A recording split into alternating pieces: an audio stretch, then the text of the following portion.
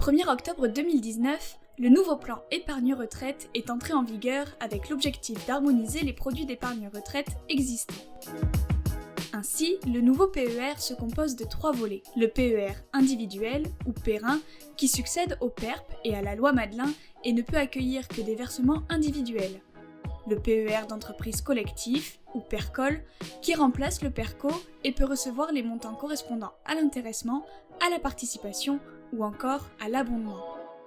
Enfin, le PER obligatoire, ou PERCA, qui se substitue à l'article 83 et perçoit les cotisations obligatoires de l'entreprise et du salarié.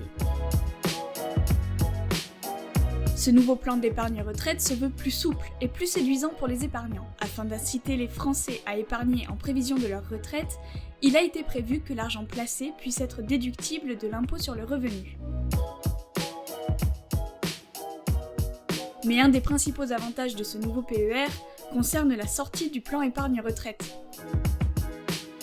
En effet, contrairement au PERP ou à la loi Madelin qui ne permettait qu'une sortie en rente, le PERIN et le PERCOL offrent la possibilité de choisir entre une sortie sous forme de rente, sous forme de capital, ou de moduler ces deux possibilités. Les épargnants qui choisiront la sortie en capital pourront aussi le faire de manière fractionnée, ce qui leur permettra d'éviter une imposition trop lourde. Il est possible de débloquer l'argent placé avant la retraite sous certaines conditions.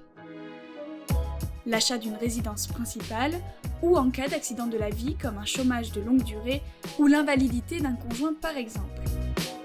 Pour ce qui est de la gestion de ce PER, les épargnants peuvent choisir entre la gestion libre et ainsi garder la main sur les placements réalisés ou la gestion pilotée qui leur permet de se faire épauler par un gestionnaire. À partir du mois d'octobre 2020, les PERP, PERCO, Madelin et l'article 83 cesseront définitivement d'être commercialisés. Les détenteurs de ces produits pourront alors soit continuer de réaliser des versements sur ces contrats, soit transférer leur épargne existante vers un nouveau PER.